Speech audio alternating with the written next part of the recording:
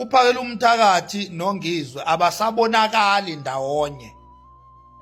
Ikhona ivideo ewubufakazi uphakele umthakathi ula eGoli ezomobilizer insizwa lapha ehostela eKatlehong ehamba yedwa uNgizwe Mchunu engekho. Sengike nayibuza nje ukuthi after i-meeting kaRamaphosa nophakela benongizwe yini eyabe seyihlukanisa uphakela umthakathi noNgizwe Mchunu. Ake ngiphinde. After i-meeting eyabizwa uRamaphosa kwaya kuyo uNgizwe Mchunu nophakela umthakathi nabangani babo, yini eyabe seyihlukanisa uphakela umthakathi kanye noNgizwe Mchunu? uMancinza lo welakho wenza i-press briefing mayelana nophakela umthakathi owathatha imali kuRamaphosa ngokwama allegations kaMancinza kwi-press briefing. Uphakela umthakathi wathatha imali kuRamaphosa engango 3 million eyithatha ngokuhlukana half 1.5 million and then another 1.5 million yahlangana yabo 3 million from uRamaphosa. Now uma ngabe uMancinza eqeda nje ukwenza leyo press briefing wabonakala lapha ya kwi-podcast le kaNgizwe Mchunu, wabonakala lapho uMancinza.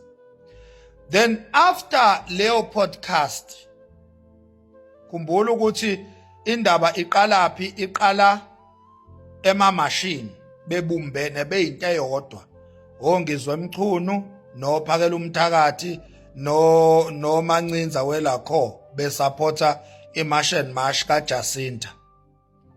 From ama-March and March uRamaphosa wabiza i-special meeting la abiza khona amadoda amabili uNgizwe Mchunu kanye nophakela umthakathi.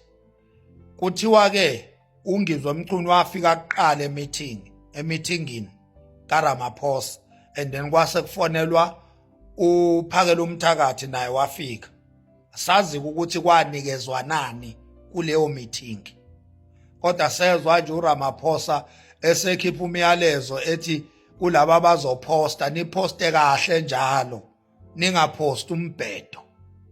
Asazi ukuthi imuphi lo mbhedo ekwashintshwana ngawo behind the scene, asidlule lapho.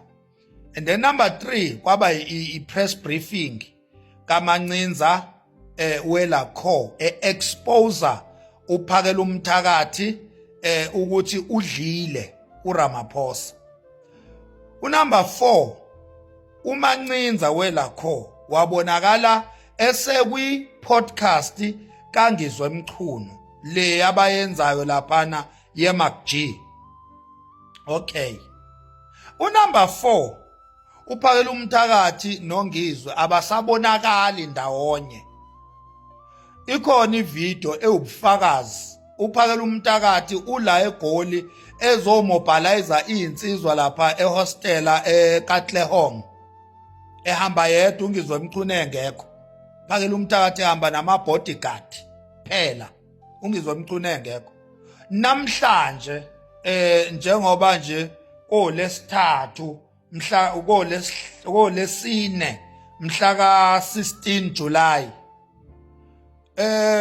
uphakela umthakathi. Okay, before namhlanje, yesterday kuqale kwabonakala izithombe uphakela umthakathi eyozama uxolo uJacinta ephelezelwa abanewethu engibahloniphayo oMavavo omfokaSikhakhane kanye nezinye insizwa ebezikhona laphana kuleya meeting kuhlanganiswe uphakela umthakathi noJacinta beyodala ubumbano laphana, beyodala uxolo uzibonakele izithombe behlangene. uNgizwe Mchunu engekho, uMancinza welakho engekho.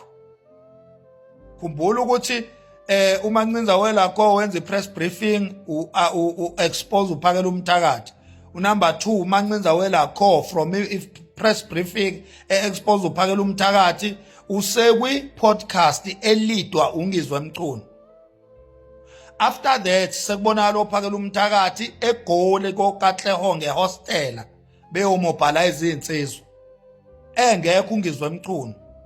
After that sekubonakala ophakela umthakathi eseyodala uxolo ephelezelwa obhuti Mavava beya belapha ya no Jacinta. Akekho ungizwe mchunu njalo kulezo thombe. uMancinza welakho akekho. Unumber 5 namhlanje sekuyi iMarch mhla ka 16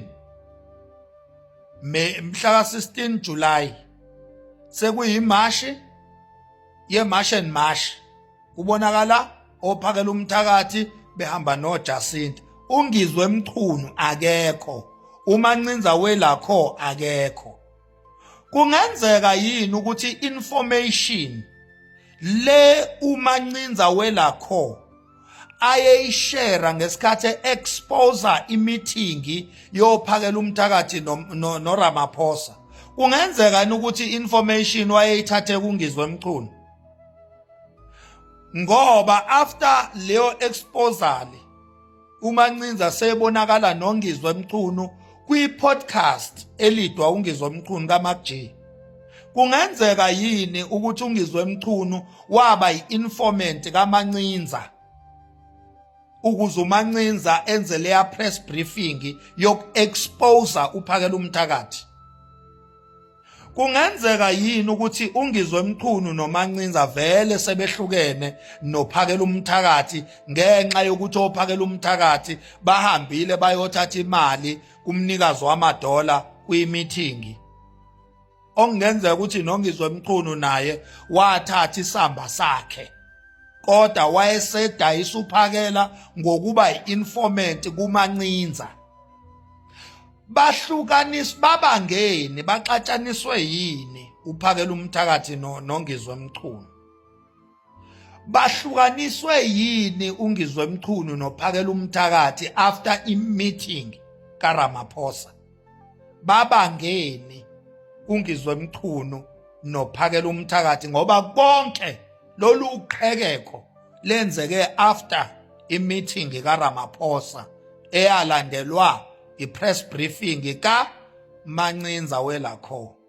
Ungabe ungizwe mchunu yini le embalekisa kuphakela umthakathi njengoba esehambela kude le nophakela umthakathi? Yini le ebalekisa ongizwe mchunu eduze kwaphakela umthakathi? Babangeni ongizwe mchunu nophakela umthakathi? Okwenuku ukuphendula lo mbuzo ma South African. Asidibane kwi-comment section. Thank you.